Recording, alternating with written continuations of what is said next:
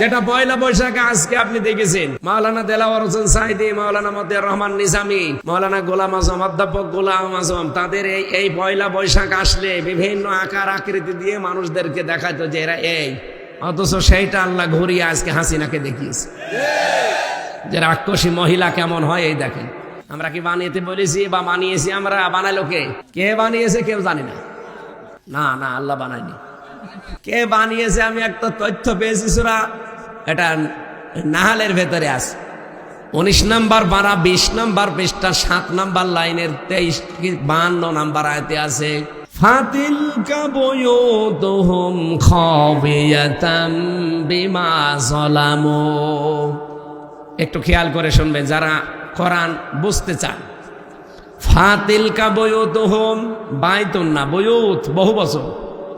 আল্লাহ বলেন এই সেই ঘরগুলো, আল্লাহ যেন আঙ্গুল দিয়ে কুদরতি ভাবে এভাবে দেখাচ্ছে, এই বাংলাদেশের মানুষেরা এই সেই ঘরগুলো কি খাবিয়াতান, জনশূন্য করে দিয়েছি, ওজাড় গৃহ বানিয়ে দিয়েছি, বিমা যালামু, এই জালেমদের জুলুমের কারণে।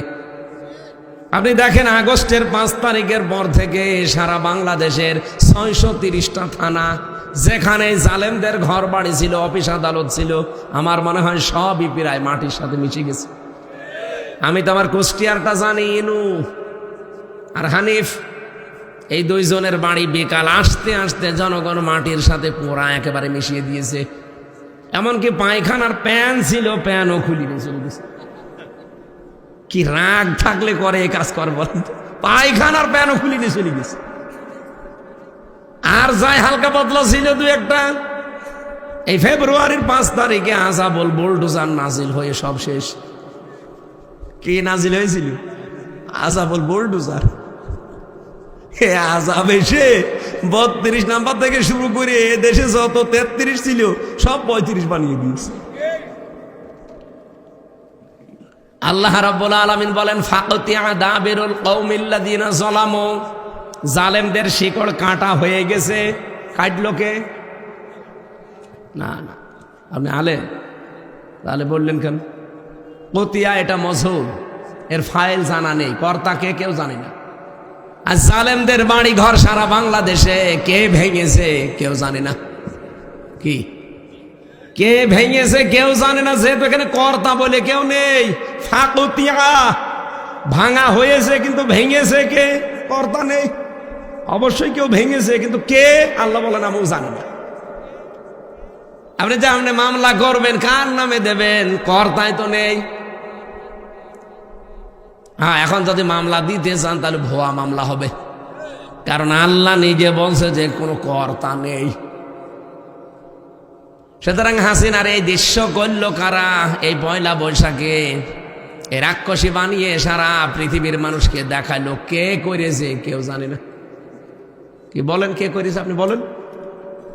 এতটুকু যদি বলে আল্লাহ শেষ করে দিত আয়াত, আমি পড়তাম না। এর পরের অংশ আমাদের জন্য, ইন্না ফি যালিকা লাআয়াতাল লিকাওমিন ইয়ালামুন।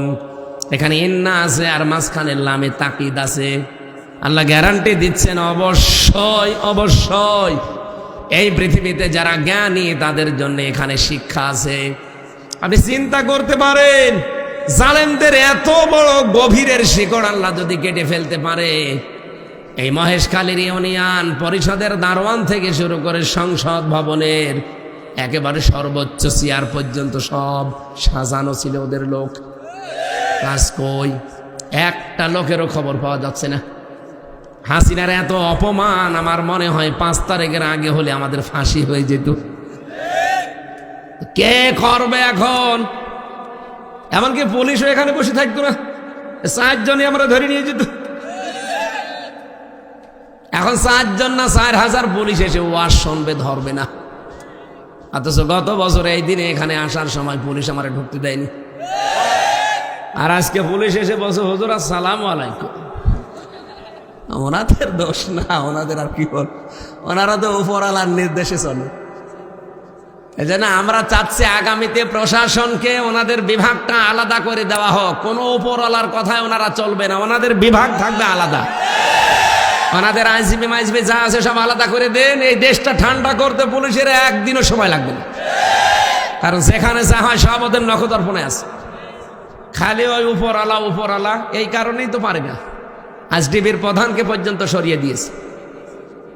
এর পেছনে কলকাঠি কাড়া নাড়াচ্ছে আমরা সব জানি।